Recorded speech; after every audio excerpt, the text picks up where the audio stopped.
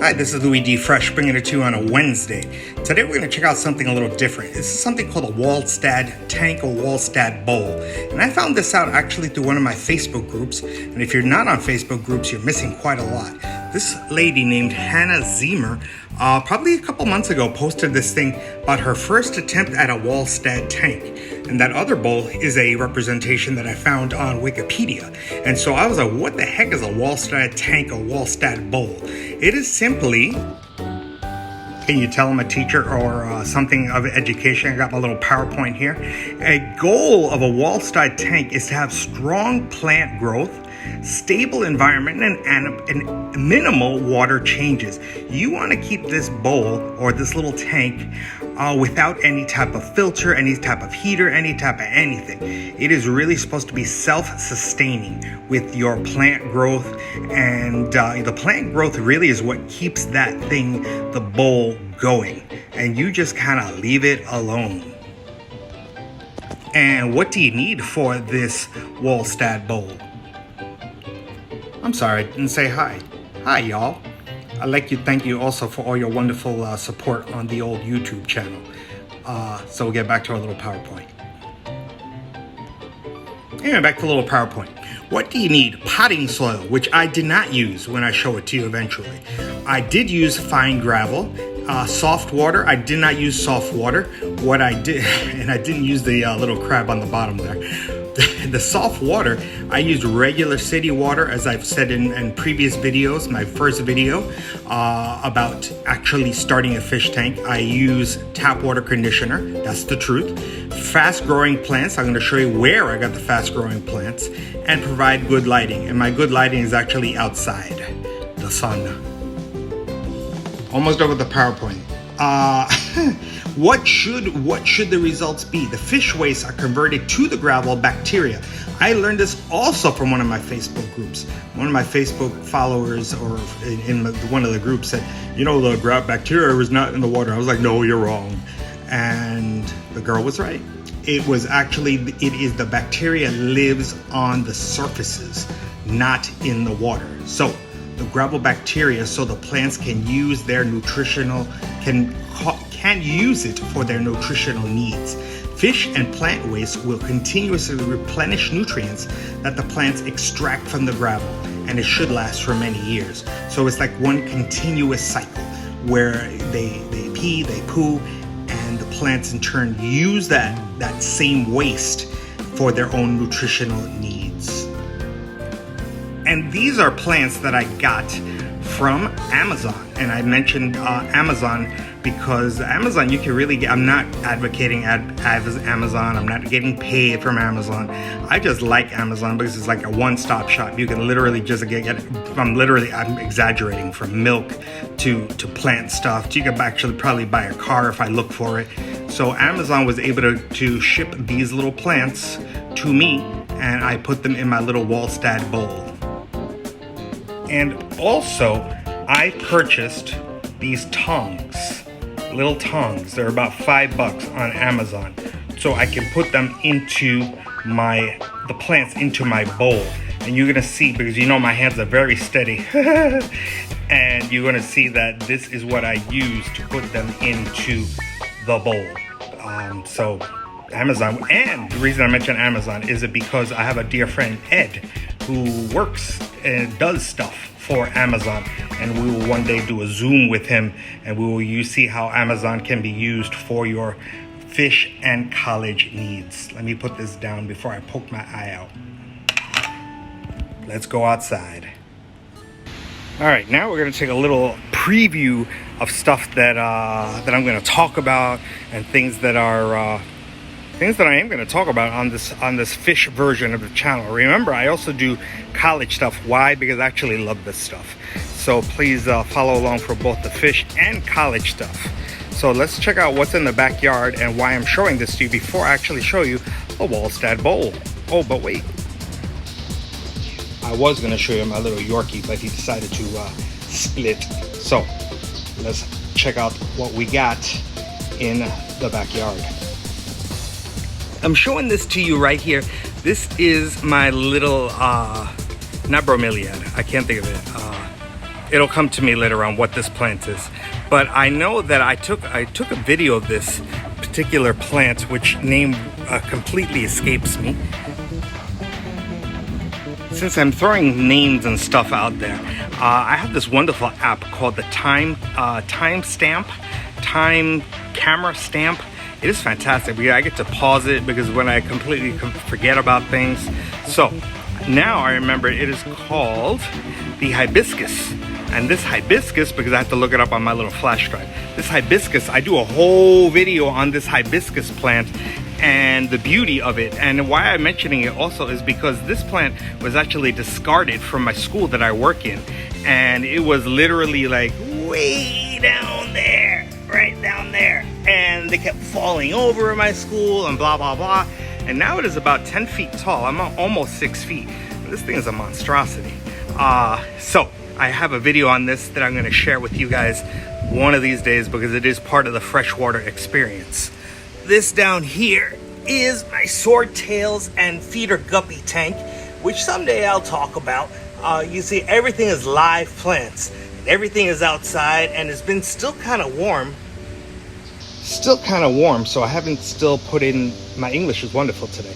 I still haven't put in heaters. I live in South Florida, and right now it is probably right around 78, 79 degrees on this November 18th, I believe it is. Hold on, we will continue. And I'm showing you a little preview because I am going to talk about these things in the future.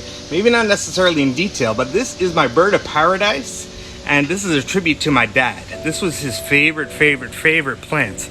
And he passed away in 2005, and so I kind of keep his memory alive, besides being in my heart. But this plant is really his baby. And you see also this, I like the Spanish word for it. It's called a malanga, but in English it's called a pathos. But I like the word malanga better. This malanga was my mom's, and she passed away in 2017. And you see that I kind of interconnected it with the bird of paradise. And again, because of the symbolism of marriage. They were married for 36 years. And so that is my little tribute to both mom and dad. I know this is about a Walstad bowl, but I figure I might as well show you stuff. This here is my little flamingo flower plant. It is really durable. And here, that was actually my mom's plant also, that has fallen apart and whatever. And I kind of put it there and it's doing quite well now. It's actually picked up. This is called, which I can't remember. My brain is bad. The something or other. And it grows pretty wild here in South Florida. And it'll come to me eventually. And this little plant here is my tribute to my dogs who have passed away, Bella and Callie. And this is a Jewish tradition of planting trees or plants for people or loved ones that have passed on. Even though I'm not Jewish, I really like that tradition, so that's why I'm keeping it up. And here is my orchids. My orchids here, you see my orchids. I kind of decided to kind of tie them up here onto this mango tree. And this mango tree was given to me by as a seed by a friend of mine who I call my brother Danny, and he got it. He gave me the seed, and so I planted it here about 3+ years ago. And it's actually my gardener Jaime, I'm throwing names out for no reason. Jaime chopped it up, and because I wanted him to. And it looks really nice. Like I said, I'm almost 6 feet, 5'10", 5'11", and it is probably about 8 feet tall. And so he chopped off about 3 feet of it. And so I kind of like it. I like what's going on here. Continuing here with my little tour. This little plant, and I like this here. That was when my wife got me this. Welcome to my garden. And we got the little pot here. We got it at a garage sale. Garage sales are big here down in South Florida.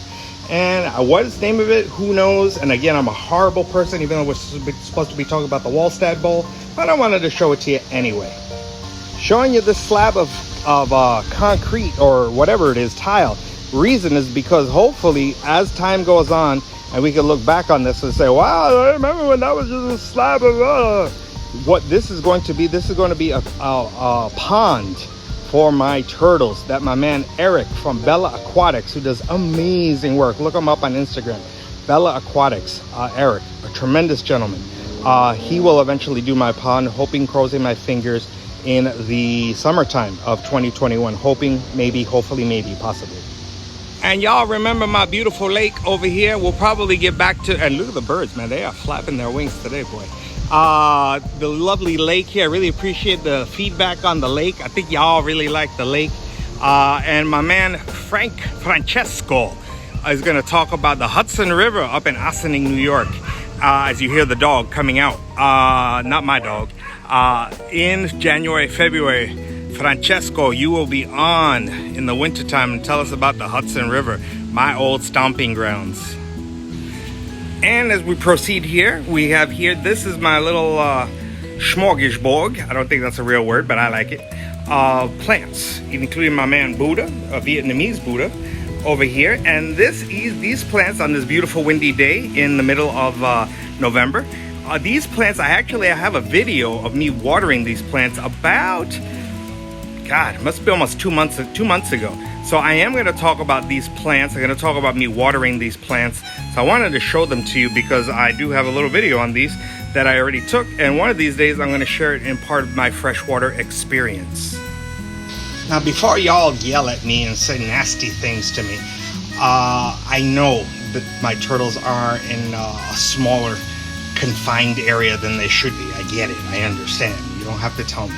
That is why I am trying to eventually get a bigger setup so my turtles can be in a bigger area, and that's why I do want a pond. So I'm letting you know, I understand, I get it.